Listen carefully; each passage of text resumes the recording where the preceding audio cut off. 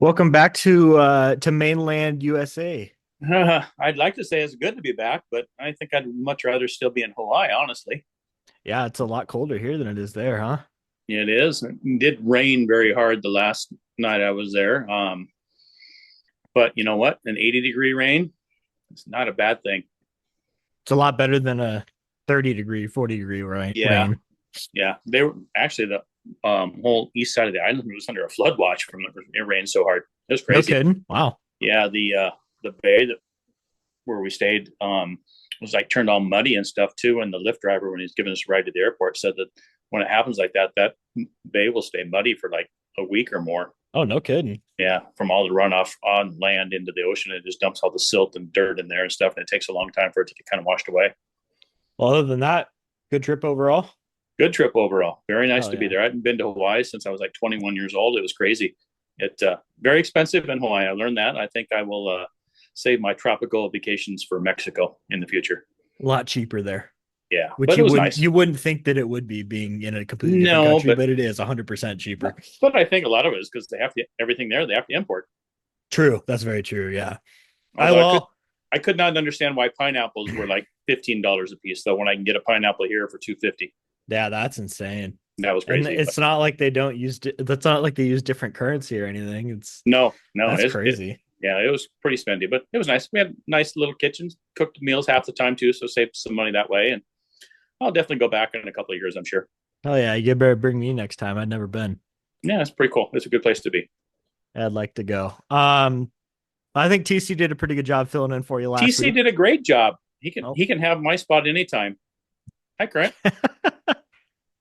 hey buddy, I'm recording here. Can you not?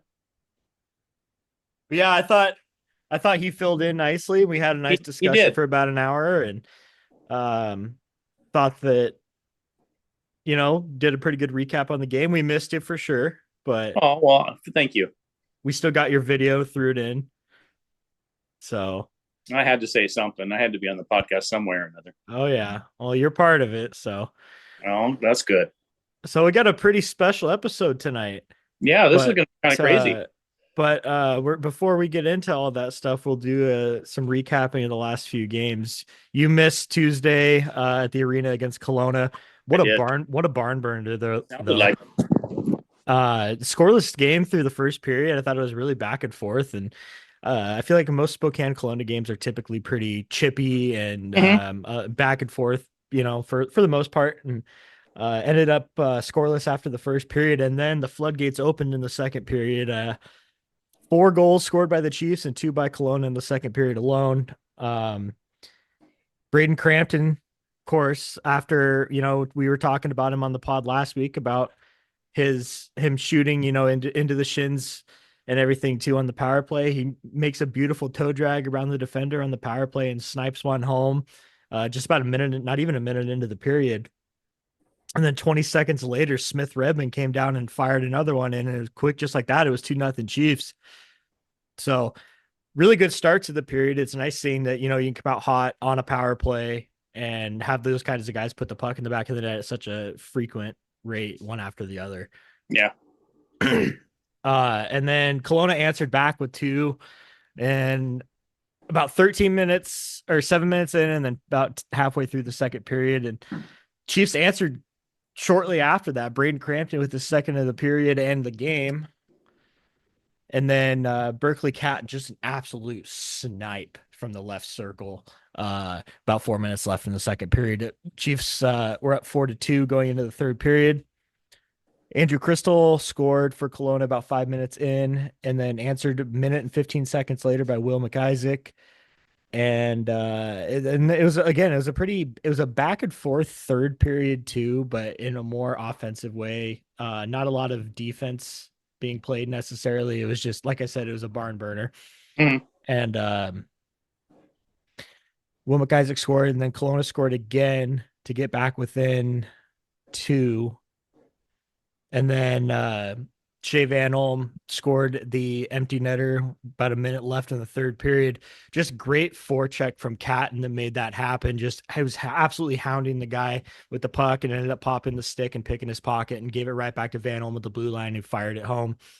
And then Michael Cicek, former Chief, scored for Kelowna with about 10 seconds left to make it 6-5, but that's where it would end. So Chiefs pick up a big 2 points. Seems like we have Kelowna's number this year so That's far. that's good. It's not always that way. No, it's not. Kelowna's got some pretty good goaltending and Yeah, some insane offensive firepower up front too. So I feel like we shut down TJ Ginla for the most part. He had a lot of good looks, but the Chiefs covered him pretty nicely. So it was good to see us kind of focusing on those guys that can definitely put the puck in the back of the net, not leaving them yeah. wide open. Crystal too. C-checks look good in the couple of games I've seen us play against Kelowna too. He's looked good this year. Yeah, I think so too. Like a couple years back when we made that trade, I was really bummed about it because I thought that he had potential to be like a You second did. line center. I remember you saying that. Um, and what obviously there's a bunch of different circumstances that can lead to a player getting traded or wanting to be traded or whatever. But nonetheless, it's good to see him still having a solid major junior career. Yeah. Once a chief, So always a chief. exactly, Yeah. exactly, exactly. And then so we'll move on to Friday. The Chiefs got on the bus and headed up to Kamloops for a pair of games this weekend. Friday night, great start. Yeah, it And was. then I would say from about 3 minutes into the second period on, it was all Kamloops and the Chiefs couldn't get anything going. It was. I don't know what attributed to that either. It was like two different games.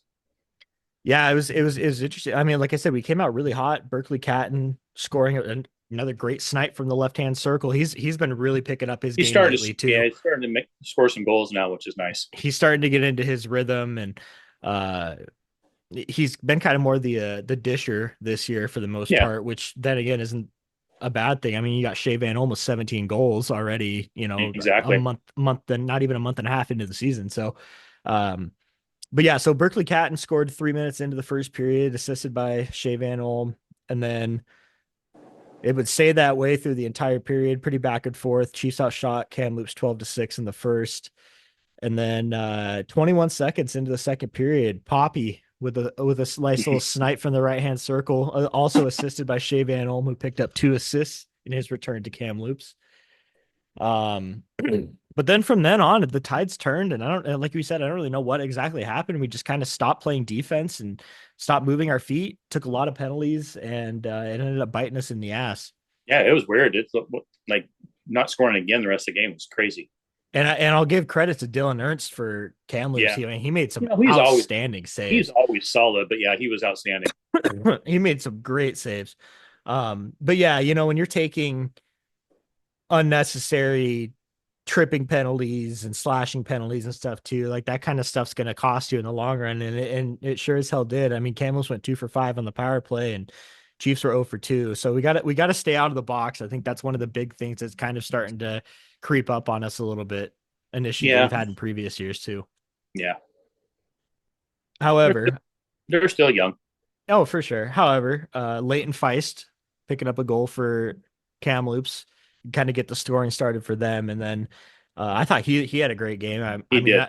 again, another guy that I wish that we would have been able to keep around as a 20 because Yeah, I love the way that kid plays, yeah. Me too. and and it sounds like he's a super nice guy too. So definitely a guy that I thought would have stuck around, but obviously we had 6 or 7 19s last year that we had to make room for just 3 this season. So Yeah.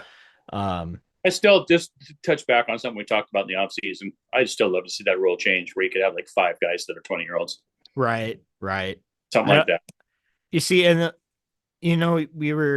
we talked about that then, and then we got this whole CHL NCAA thing. Yeah. I wonder if that could have any sort of like I don't effect know. on rule changes in the CHL, like beside the NCAA rule Yeah, stuff. possibly. Who knows? So definitely something to keep your ears out Who for. knows what it could lead to? Yeah, because it's nobody still really knows how that's going to all work out.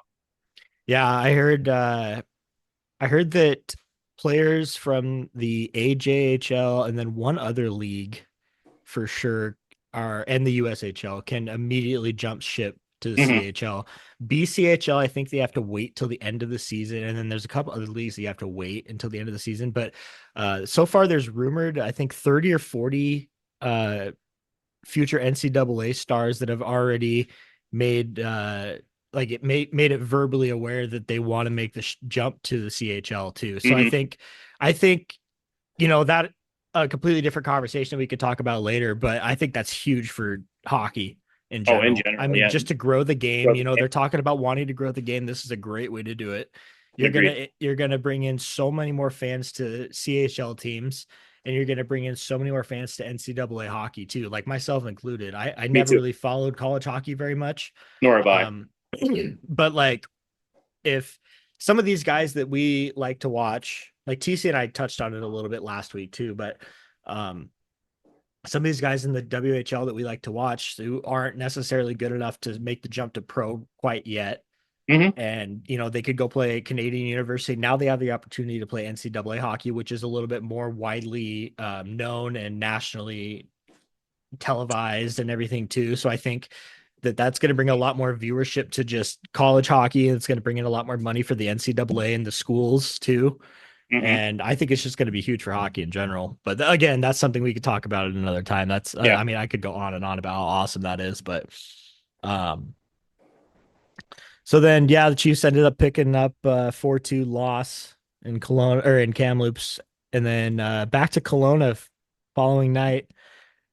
Really interesting game again. I think even the first game that we played against Kelowna at the arena this year was is kind of a strange game. Like the Chiefs were up, I think it was 3 or 4-0 after the first, Hmm. and then Jakob Stansel scored the natural hat trick in the Yeah. second period, and it got close, and we ended up pulling away.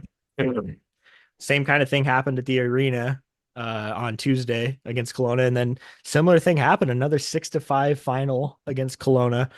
Kelowna got on the board first, 10.5 in. Caden Price scored. And then after that, for pretty much the entire rest of the first period and the entire second period, it was all Chiefs. Rasmus Ekstrom picking up a goal, Berkeley Catton getting 2 goals in about 4.5 minutes, and then Shea Van Olm picking another goal up like a minute, not even a minute later, 45 seconds later. We had this quick outburst of just quick succession goals. Like we looked like we were just somebody lit a fire under our ass all of a sudden, um, which was great. So the Chiefs ended up giving up a goal with about 14 seconds left to Caden Price again in the second period. So it was 4-2 going into the third period, and then Andrew Cristall scored 2.5 in to make it 4-3. Cohen Harris picked up another goal. Just a kind of a simple little flip shot from the point, kind of made its way through traffic and beat the goaltender clean, assisted by Owen Shetler and Caden Allen, some youth there. And I Yeah. always like to see that. I think Cohen Harris has had a really good season so far. Yeah. Agreed. I like how hard he skates, and it's another similar to a Chase Berthlet type player, just constantly moving Hmm. their feet and busting their ass every shift. So then it was 5-3 Chiefs at that point. Kelowna scored 2 goals, about halfway through, and then one with about 5 minutes left. And then to tie it up, and then Chiefs had some good opportunities there toward the end of regulation, but couldn't put the puck past the goaltender. And then the man of the week, it seems, for the Chiefs, Braden Crampton, just another beautiful snipe from between the circles, and the Chiefs end up picking up another 6-5 victory over Kelowna. So now we have clinched the season series against Kelowna for sure, winning the Yeah. first 3 games. So Love to see um, it. yeah, stuff like that is definitely good to see, even though it's so early in the season. It's nice. It's nice being at least consistent. Yeah. So Chiefs were a lot better on the power play. They only had one power play in the game, but they scored on it. Penalty kill kind of rough. Penalty kills kind of struggled those 2 games this weekend up in Canada. They were 2 for 5 on Saturday against Kelowna, so that's not something you like to see, especially with a team going into that game on Friday, the second best penalty kill in the Western Hockey Yeah. League. So something a little strange there, but um, Well, let's just stay out of the box, and that's not an issue. exactly. And then maybe, you don't have to rely on your goaltending to stop the puck as much too. I mean, that's part of the reason why we've had so many high scoring games lately too. It's not Dawson's fault or anything either. Yeah. It's just the lack of discipline, I think. But so yeah, that's about all I got for recaps. We could talk about Mathis Preston and Carter Essler both medaling with Canada at the Yeah, U17 congratulations. That's challenge. awesome. Mathis Preston with Canada white picking up a gold medal, and then Carter Essler for Canada red picking up the silver. Um, awesome stuff. I guess Preston had a really good tournament.